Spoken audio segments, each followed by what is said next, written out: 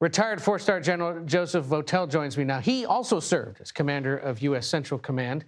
Sir, thank you for being with us. I'm curious for your assessment of the president potentially now considering deploying troops there into Iran and these plans that have been put together by the Pentagon. Yeah, thanks, Ed. It's good to be with you. Well, I think what's happening is, as pointed out earlier in the show here, is that the military is trying to provide the commander-in-chief with the most options available. We've seen a buildup over a number of weeks here. We've certainly seen our air and maritime forces leveraging their capabilities, and what the president is doing now, what the military is doing now for the president, is providing it additional options in the form of these ground forces, Marine expeditionary units, two that you talked about, and of course, Army forces as well, that maintain a high level of readiness and can respond to situations like this. So I think at this point, we're trying to provide the commander-in-chief the most options for resolving the conflict. Not necessarily selling them hard, but at least giving him the information as he decides with what to do. I guess I'm also curious then, we mentioned the president once again has called NATO allies cowards for not engaging in this.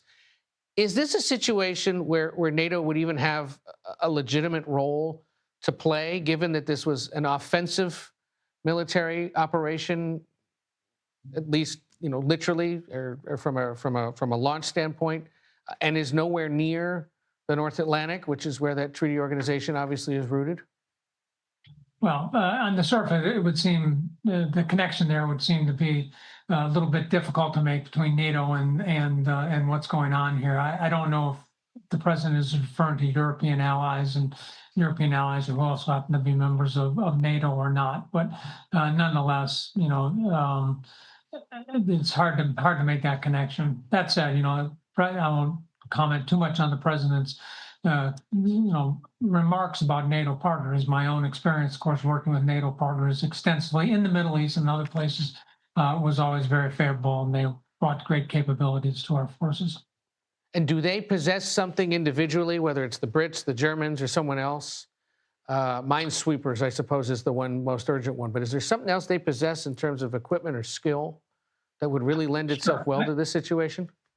Yeah, I would say that each of our NATO partners, our partners across the board, all have some unique capabilities that they develop. You mentioned one, their mine-sweeping capability, but some of our partners have advanced intelligence capabilities that would augment ours as well. And of course, we're going to need a lot of destroyers for this, so they have vessels, destroyers that could be integrated into this. So yes, they have capabilities that can certainly be integrated into these operations, which would be valuable for, particularly if it's a sustained operation that we have to conduct over a longer period of time.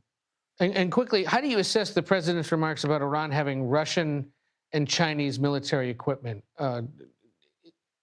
Does that give them some kind of an advantage, or is that the president's way, perhaps, of calling out those two countries for supporting Iran?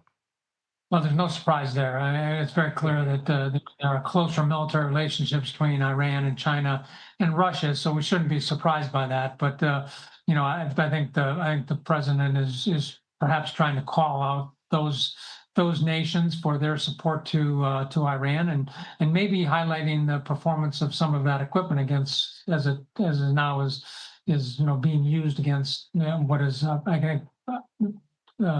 Arguably superior American equipment in terms of this. So I don't know exactly what he's trying to imply there. That's what I would kind of take away from it.